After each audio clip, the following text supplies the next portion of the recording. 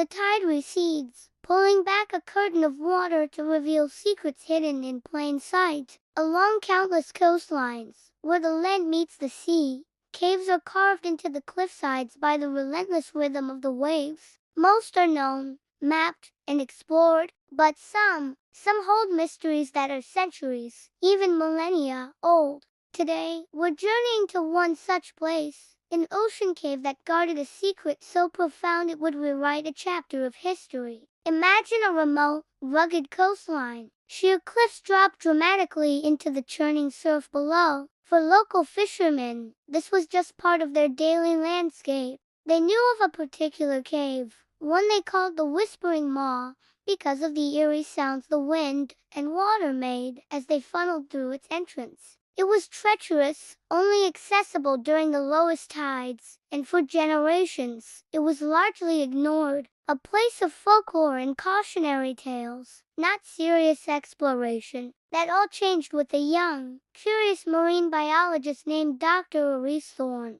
Dr. Thorne wasn't looking for treasure or lost civilizations. He was studying unique algae formations that thrived in the challenging intertidal zones. The Whispering Maw, with its unique microclimate, seemed like a promising, if dangerous, location for his research. Armed with modern climbing gear, waterproof equipment, and a healthy dose of courage, he waited for the perfect low tide or rare king tide that would grant him a slightly longer window of access than usual. As he rappelled down the slick, seaweed-covered cliff face, the roar of the ocean was deafening. He landed on a narrow ledge of rock, the cave entrance looming before him like a dark, gaping mouth. The air was thick with the smell of salt and damp stone. Inside, the whispers were a complex symphony of dripping water, howling wind, and the distant boom of the surf. It was both beautiful and unsettling. He ventured deeper,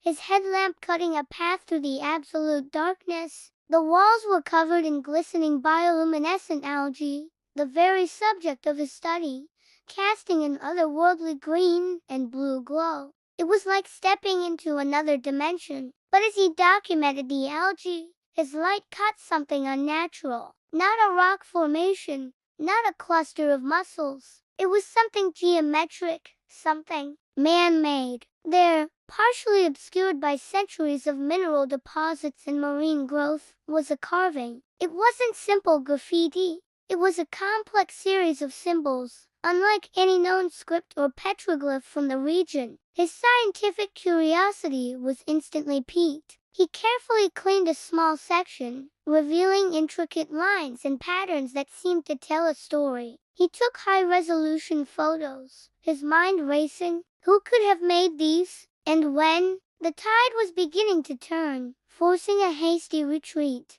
back in his lab, Dr. Thorne sent the images to linguists and archaeologists around the world. The initial responses were a mix of excitement and skepticism. The symbols didn't match any known Native American, Viking, or early European script. They were entirely unique. This discovery was either a groundbreaking find or an elaborate, modern hoax. But Thorne knew what he saw. The age of the calcite deposits over the carvings proved they were ancient. This led to a full-scale, multidisciplinary expedition. A team of experts, archaeologists, geologists, historians descended on the Whispering Maw. They worked against the clock, with the tide as their relentless master. Inside the cave, they discovered more than just a single panel of carvings. The entire inner chamber was a library etched in stone. There were star charts, but the constellations were subtly different, shifted, as if viewed from a different time period or even a different latitude. There were depictions of strange, elegant ships, sleeker and more advanced than anything known from the period the geologists were dating the carvings to roughly 3,000 years ago. And most astonishingly, there were drawings of flora and fauna that were not native to the continent. Plants that looked like species from Southeast Asia, and animals that resembled those from the South Pacific. The evidence was overwhelming. A seafaring culture, far more advanced than previously imagined, had not only reached these shores, but had created a hidden repository of their knowledge. So, Who were these mysterious voyagers? The symbols, after months of painstaking work by cryptographers, began to yield their secrets. They weren't an alphabet, but a complex logographic system, where each symbol represented a concept or an object. The language described a people who called themselves the Children of the Current. They were masters of celestial navigation and oceanography, understanding ocean currents and wind patterns in a way that modern science has only recently replicated with satellite technology. The cave, it turned out, was not a home. It was a sanctuary, a time capsule. The writings spoke of a great cataclysm in their homeland, a series of volcanic eruptions that blotted out the sun and poisoned the seas. A small fleet of survivors set out across the vast ocean, not in a desperate flight, but in a planned exodus, following the currents they knew so well. They traveled for years, using their advanced knowledge to survive. They landed on this continent, not as conquerors, but as observers, as librarians. They created this stone library to preserve their history, their science, and their culture, believing that their own journey was coming to an end. The final panels contain a message of hope, a belief that knowledge is the most durable vessel,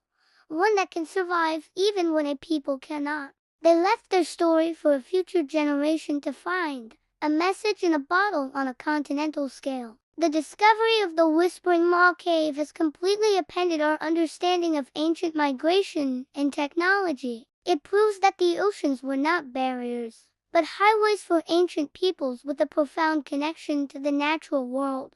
It reminds us that history is not a static, finished book, but a living document with new chapters waiting to be uncovered in the most unexpected of places. The secret of the ocean cave wasn't about gold or a lost city. It was about the resilience of the human spirit and the enduring power of knowledge, a whisper from the past that is now finally being heard around the world. Thank you so much for joining us on this incredible journey of discovery. What do you think the Children of the Current could teach us today? Let us know in the comments below. And if you love exploring the world's greatest mysteries, don't forget to like this video and subscribe for more adventures. Until next time, stay curious.